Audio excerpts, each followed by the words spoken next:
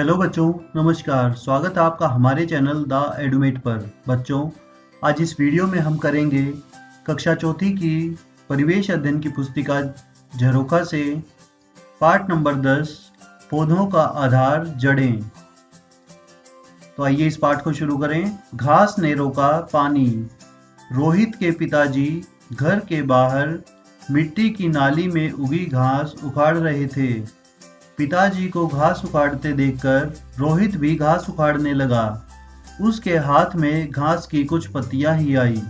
उसके पिताजी ने कहा, रोहित, यह घास जमीन के अंदर तक फैली हुई है और जमीन को जकड़े हुए है। अंदर से खुरपी लेकर आओ और इसे जड़ समेत उखाड़ दो ताकि यह दोबारा न उगे।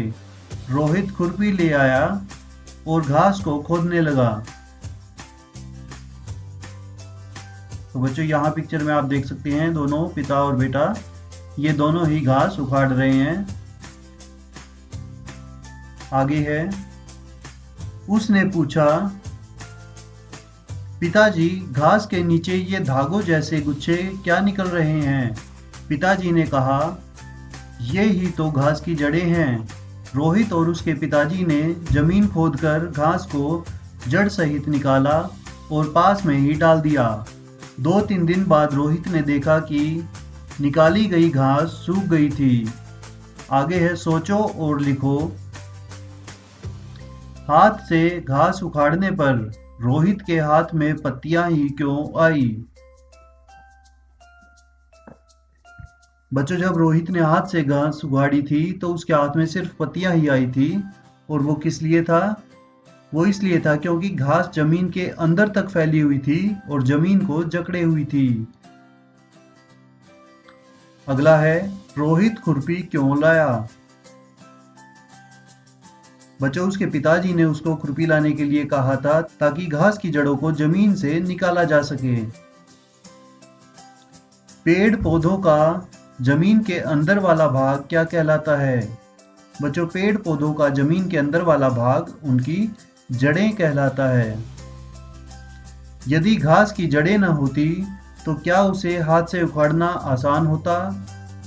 जी हाँ बच्चों, अगर जड़ें ना हो तो वो आसानी से उखड़ जाती। आगे है, जड़ें पेड़ पौधों की क्या सहायता करती हैं? बच्चों, जड़ें पेड़ पौधों को मजबूती प्रदान करती है और पौधों का जो पौष्टिक आहार है, पानी है, वो सभी जड़ से ही, जड़ के द्वारा ही पेड़ पौधों के हर भाग तक जाता है। आगे है, पता करो घास को ऊपर से काटने पर वह दोबारा क्यों बढ़ जाती है? बच्चों, घास को अगर हम ऊपर से काटते तो वह दोबारा बढ़ जाती है क्योंकि उसकी जड़ें तो जमीन में ही होती हैं और जमीन से उसे पौष्टिक तत्व और पानी मिलता रहता है, तो वो दोबारा उग जाती हैं, दोबारा बढ़ जाती हैं। आगे है, ऐसा करो, अपने घर या आस पड़ोस में ऐसी जगह ढूंढो जहां घास उगी हो। उस जगह पर थोड़ा पानी डालो। अब घास को हाथों से उखाड़ो। क्या तुम घास को आसानी से उखाड़ पाते हो? बच्चों, अगर आप ऐसा करेंगे, अगर उस जमीन पर जहां घास है उस पर थोड़ा पानी डालेंगे तो मिट्टी गीली होने पर वो घास जो है, वो उसकी जड़ें जो हैं नरम हो जाती हैं और घास को खींचकर उखाड़ना आसान हो जाता है। आगे है, कक्षा के बच्चों के 5 समूह बनाओ। नीचे दी गई चीजों को इकट्ठा करो। चौड़े मुंह वाली बोतल, रुई, धागा तथा चने, गेहूं, राजमा, जौ और मक्का के कुछ बीज। प्रत्येक समूह अलग अलग प्रकार के बीज लें। 5-6 बीजों को एक कटोरी के पानी में भिगो दें। अगले दिन बोतल के मुंह पर रुई को गीला करके रखो। इसे धागे से बांध दो। अब भीगे हुए बीजों को गीली रुई पर रखो। ध्यान रखें कि रुई हर समय गीली रहे। इसे 10-12 दिन तक रोजाना देखो। क्या बीजों में से कुछ निकलता हुआ दिखाई दे रहा है? बीज तीसरे और 7वें दिन कैसा दिखता है उसका चित्र बनाओ। तो बच्चों, जिस प्रकार से इसमें यहाँ दिया गया है, बीजों को कटोरी में भिगो और उसके बाद गीली रुई पर रखो। तो जब आप इसे कुछ दिनों तक रखेंगे, मान लो एक राजमा का बीज है, तो जब आप इसे रखेंगे गीला तो आप देखेंगे कि इसमें से कुछ निकल रहा है ऐसे। इस प्रकार से वो अंकुरित होने लगता है और 7वें दिन आप देखेंगे वो और बड़ा हो जाएगा और उस पर पत्तियां आ जाएंगी। आप इस गतिविधि को अपने घर पर करके देख सकते हैं। आइए आगे चलें। आगे है, अब बताओ सूखे और भीगे हुए बीजों में क्या अंतर दिखा। बच्चों, सूखे वाले बीज जो थे वो सख्त हैं और जो भीगे वाले बीज होते हैं वो नरम होते हैं। अगला, जड़ किस तरफ उगी।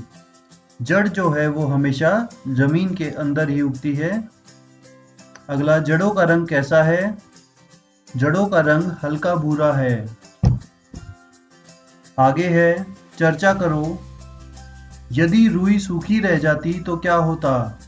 बच्चों, अगर रुई सूखी रह जाती तो बीज को अंकुरित होने के लिए नमी की आवश्यकता होती है जो वो नहीं मिल पाती और वो जो बीज है वो अंकुरित नहीं हो पाता। आइए आगे पढ़ें। आगे है, जड़ें पहुंचाती पौधों को पानी। अगले दिन जब रोहित स्कूल पहुंचा तो उसने देखा कि अध्यापक और कुछ बच्चे पौधों को पानी दे रहे थे। रोहित ने देखा कि पानी के नल के पास वाले पौधे हरे भरे थे लेकिन दूर वाले पौधे मुरझाए हुए थे। उसने अध्यापक से पूछा, सर, ये पौधे क्यों मुरझा गए। अध्यापक ने बताया, सभी पौधों को बढ़ने के लिए पानी की आवश्यकता होती है। इन पौधों की जड़ों को पर्याप्त पानी नहीं मिला इसलिए ये मुरझा गए। बच्चे मुरझाए हुए पौधों को पानी देने लगे। तो बच्चों, जिस पौधे को पानी मिलता है वो सही हरा भरा रहता है। यदि किसी को पानी की कमी हो जाती है, जिसमें पानी नहीं पहुंच पाता, तो वो पौधा कैसा होगा, वो सूख जाता है, मुरझा जाता है। आगे है, सोचो और लिखो। नल से दूर वाले पौधे क्यों मुरझा गए थे। बच्चों, नल से दूर वाले पौधे पानी की उचित मात्रा न मिलने पर मुरझा गए थे। अगला, क्या पौधे तनों या पत्तों से भी पानी ले सकते हैं। तो बच्चों, इसका जवाब है नहीं, पौधे जो है वो जड़ों से ही पानी लेते हैं। आइए आगे पढ़ें। बच्चों ने 2-3 दिन बाद देखा कि जो पौधे मुरझा गए थे वे पानी देने के बाद फिर से हरे हो गए थे। उनमें नई पत्तियां भी आने लगी थी। एक बच्चे ने अध्यापक से पूछा, सर, ये बड़े पेड़ तो पानी दिए बिना भी हरे हैं, इनको पानी कौन देता होगा। अध्यापक ने पास में उगे छोटे पौधे की ओर इशारा करते हुए कहा, इसे जड़ सहित उखाड़ो। देखो, इसकी जड़ छोटी है या बड़ी। एक बच्चे ने पौधा उखाड़ा और जड़ों को देखकर कहा, सर, इसकी जड़ें तो छोटी हैं। अध्यापक ने कहा, अब इस पीपल को उखाड़ने की कोशिश करो। बच्चों ने कहा, सर, यह तो नहीं उखड़ेगा। अध्यापक ने बताया, बड़े पेड़ों की जड़ें जमीन में दूर दूर तक फैली होती हैं। वे गहराई तक जाकर जमीन से पानी को सोख लेती हैं। इसलिए बड़े पेड़ हरे भरे रहते हैं और सूखते नहीं। आगे है, सोचो और बताओ। खरपतवार का छोटा पौधा आसानी से क्यों उखड़ गया। बच्चों, खरपतवार की जड़ें जो है वो छोटे होने के कारण वो आसानी से उखड़ गया, उसकी जड़ें ज़्यादा गहराई तक नहीं होती। अगला भाग, पीपल का पेड़ क्यों नहीं उखड़ा। बच्चों, पीपल का जो पेड़ है वो काफ़ी बड़ा होता है, उसकी जड़ें काफ़ी गहराई तक जाती हैं, तो इसलिए वो नहीं उखड़ा। अगला, तुम्हारे आसपास ऐसे और कौन से पेड़ हैं जिनको कोई पानी नहीं देता फिर भी वे हरे भरे रहते हैं। तो बच्चों, आपके पास ऐसे जो भी बड़े बड़े पेड़ हों आप उनका नाम यहाँ लिख सकते हैं, जैसे पीपल के पेड़, आम का पेड़, बरगद आदि। ऐसे कौन से पौधे हैं जिनको बार बार पानी देना पड़ता है। तो बच्चों, ऐसे जो भी पौधे हैं जिनको बार बार पानी देना पड़ता है आप वो यहाँ लिखें। छोटे पौधों को अक्सर बार बार पानी देना पड़ता है, तो इसलिए यहाँ जो भी छोटे पौधे हैं उनका नाम लिखें। तो बच्चों, आज के लिए इस पाठ में बस इतना ही। इसका आगे का भाग हम अगली वीडियो में करेंगे। इस वीडियो को लाइक तथा शेयर करें और हमारे चैनल को सब्सक्राइब करें। धन्यवाद।